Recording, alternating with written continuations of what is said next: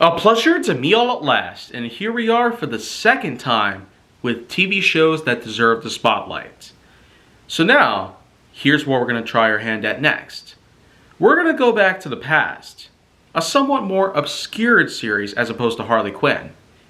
Why not try ourselves one of the last projects that Bill Bixby has ever worked on before his death in 1993? Blossom. This is in fact a sitcom for NBC that managed to get 5 whole seasons done between 1990 and 1995. And it sure was quite a run. For a sitcom, I suppose it did quite average at its peak. But looking back at it today, I can understand why a lot of people were clamoring around for it. It's not just for the fact that we had Bill Bixby lovers left and right, but also people who were really looking to get a good, hard look at the comedy that's involved within the show. Of course, we can get into everything that's involved within this whole series as is. From the whole spectrum of things. Like, I could first of all talk about the fact that it stars the likes of Blossom Russo, who was in fact a teenager living with her family. Seems kind of similar to most other shows that were around at the time, like Full House or even Family Matters. It seems that with family sitcoms that were advertised to families, the irony was just stunning. And it was quite common to see such shows like these in the 80s and 90s. This was quite an era, as a matter of fact, for old school sitcom. And many of us constantly look back at a lot of these older shows. And while Blossom is not necessarily as enticing or as popular as the likes of Family Matters, Full House, or even Home Improvement, for instance, I can see why Blossom is being cherished left and right, and it's also been giving some pretty good ratings by the likes of such critics and even most other companies like Rotten Tomatoes or IMDb. I can see why people are now more interested in this stuff. It's not just for the fact that Bill Bixby, for instance, was one of the main people who helped make the show possible. But on top of that, with many other series that were around at the time, we could see why this one was being swept under the rug. There's been times where the shows haven't been as clear-sighted or as cut as before. So I guess what we can do, first of all, is discuss the show itself. Starting with the fact that it was originally created by a man named Don Reo. It is in fact a sitcom, and stars the likes of Mayim Bialik, hard to pronounce that part, Joey Lawrence, Michael Stoyanov, Gina Von Oy, David Lasher, and others. It had a total of 114 episodes across all 5 seasons. Executive producers, including Don Reo himself, alongside others like Paul Junger-Witt, Tony Thomas, Gene Reynolds, David Amico, and Judith D. Allison, were all put into charge of the project to help allow it to gain as much traction as possible. Having a lot of producers for a show like this takes some effort. Not just with paying them, of course, but also with motivating them to come up with good ideas for episodes. We want to make the kids and parents laugh, but we also want them to feel like they really want to see more of what's on the screen. With Full House, Family Matters, Home Improvement, Dinosaurs, I Love Lucy, Andy Griffith, and The Wonder Years, shows like those have had so much attention lately, all because of the fact that they were made by great people. Okay? It's the people who are behind the cameras that count, not what's on them. It's one thing for, let's say, Jaleel White, Tim Allen, or, Eric Jensen. So many actors of the butt. But then again, when you come to terms with a lot of new material that's been around, I can see why TV is not as good as it was back then. Anyways, though, aside from the stars, producers, number of episodes and seasons, whatnot, the runtime on average was up to 25 minutes, which seemed to be a bit more than the average of most episodes at around the 22-minute mark. along with a few commercial breaks of up to 60 seconds each. With the audio format typically being stereo, for instance, it was kind of hard to imagine. How could we potentially utilize such things like surround sound or even those famous sound bars which can be attached directly beneath the television or wherever else you desire? Well, I guess without much HD resolution or updates of any sorts, remasterings and anything of the sorts, it could be rather difficult to at least try to pull something like that off. But you know what? I guess some people could try. They could modify their equipment of what sorts, become the techno wizard audio engineer that they've always wanted to be, and perhaps allow the series to look and even sound better than it originally did. But I guess one thing that really does stand out from this whole entire thing is the fact that you have yourself the opening theme song. Of course, every television show had its own definitive theme song. The Dukes of Hazzard had its own theme song called Good Old Boys by the Sonora Tucson Band. And then you have Mighty Little Man at the beginning of Young Sheldon, a supposed prequel series to Big Bang Theory. And we definitely can't forget the beginning of King of Queens with good old Kevin James. Every single series I know happens to have its own definitive theme song, one that you definitely remember from a certain show. And this one, of course, had its own. It's called My Opinionation by Dr. John. Yep. That guy himself made the song for the series. Can you believe that? At least up until the very end of season 4. With season 5, there wasn't much that we could do about it. But other than that, with production companies like Impact Zone, Whit Thomas, and Touchstone Television coming through to make such a big series like this, I almost wonder, do people really not look into the past very much? I can definitely understand a lot of kids wanting to see what the future is like, but what about what happened yesterday? If we don't learn our history, it could repeat itself. And I guess some instances, some people just aren't trusted with history. But then, of course, we can't forget about what happened as of this May. Yep, guess what? A Blossom reunion series is apparently in the works. Mayim Bialik herself actually came up and talked about the possibility of a supposed reunion series in the works. Well, it turns out that that's actually the case. A Blossom reunion series is in the works. If Friends could do it, if Sheldon could do it with The Big Bang Theory, well, that was technically a prequel series, but you probably get the drift here. A whole new series based on an older franchise, one that is much more obscure than many others, so to speak, apparently is getting a reboot series. Wow.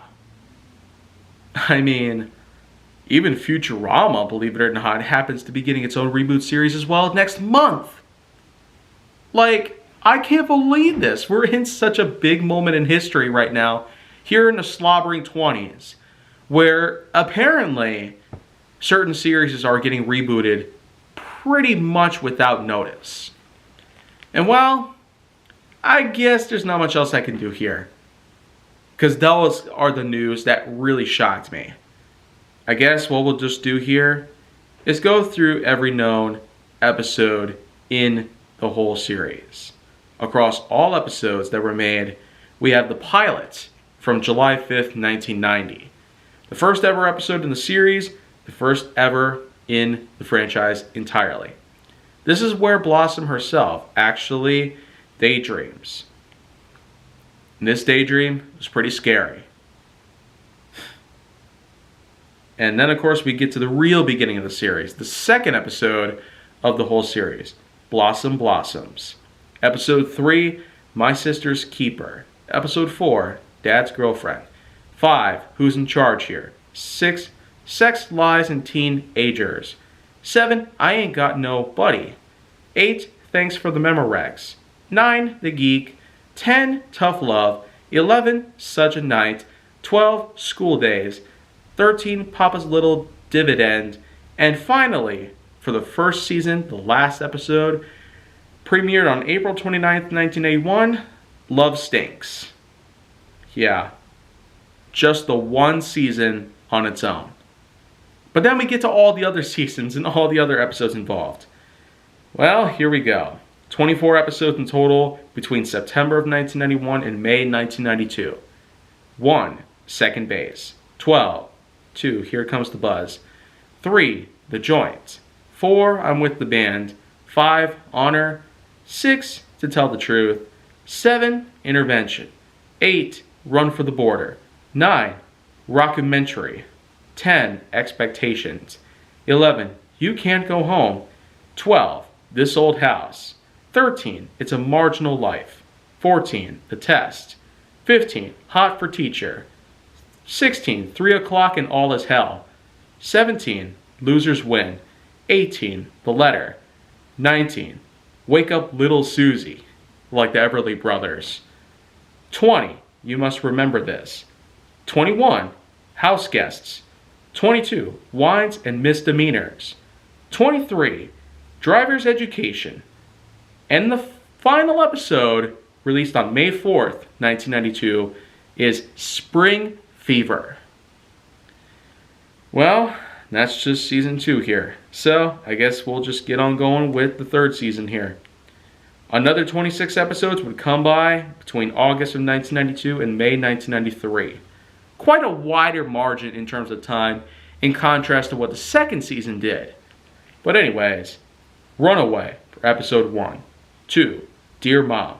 3, No Cure for Love. 4, What Price Love. 5, The Joey Chronicles. 6, Kids. 7, Only When I Laugh. 8, I Killed Chico Barranca. 9, All Hallows Eve. 10, The Making of the President. 11, My Girl. Almost like the movie, in a way, but not very much. 12, The Frat Party. 13, Losing Your ... Religion. 14, Ruby. 15, The Last Laugh. 16, Time. 17, Car Wrecks and Marriage. 18, Mystery Train. 19, Of Mice and Men. 20, Student Films. 21, All Dressed Up. 22, The Thrill Is Gone. 23, You Did What? 24, Sitcom. 25, Hunger. And 26, Paris. That sure was quite a selection of episodes, and I'm quite surprised that this is such a big series for what it was. Let's move on to the fourth season with Blossom in Paris parts 1 through 4 leading off for just the first 4 episodes alone, followed by 5, Transitions. 6, Kiss and Tell. 7, Six and Sunny. 8, Blossom's Dilemma. 9, .38 Special. 10, The 50-Minute Hour. 11, True Romance. 12, Let's Talk About Sex. 13, Big Doings, Parts 1 and Part 2 for Episode 14. 15, Copycat. 16, Getting Lucky. 17, Meet. 18, Double Date. 19, Beach Blanket Blossom, Part 1. And there's also a second part for number 20. Episode 21, A Little Help from My Friends. 22, Our Favorite Scenes. 23, Blue Blossom. 24, Sex, Lies, and Mrs. Peterson. 7 Deadly Sins for number 25. 26, Night of Reckoning. 27, Last Tango. And Graduation comes up last on May 23rd, 1994 for the 28th episode in the 4th season alone. Then we get on to the 5th and final episode, which had lower episodes than most of the others. A New Life parts 1 and 2 lead off in the season, followed closely by Puppy Love for number 3, number 4, Your New Planet, 5, The Wedding, 6, Righting the Wrongs, 7, Dirty Rotten Scoundrel, 8, The Game You Play Tomorrow, 8, Blossom Gump, 10, Oh Baby, 11, Mating Rituals, 12, Hi Diddly Dee. 13. A Kiss is Just a Kiss. 14. Who's Not on First? 15. It Happened One Night. 16. A Mind with a Heart of Its Own. 17. The Date. 18. The Departure. 19. A Star is Barred. 20. You Say Tomato. 21. So Many Milestones, So Little Time. And the very last episode, released in May 1995, Goodbye. Well, I guess with that in mind, my final statement on this whole matter here is that Blossom is a huge series, quite a marathon if you really want to get that far. One that I have watched briefly as a kid, but I haven't gotten too far into it. Thankfully, with the help of the web, I've been able to do pretty much just that. Get through as much of the series as I could, up until the very point where I made this whole episode of TV shows that deserve the spotlight. And I can sure tell you that going forward, it'll be quite a big compilation of certain things that I'll have to say regarding TV as a whole. And in case you're wondering, lots of new shows will be coming around, and more importantly, tons of new content will be on the horizon. So, of course, I'd say that this, in the same way that Harley Quinn was a good show, Blossom, for how big it was and how long it ran from start to finish, definitely was a product of its time.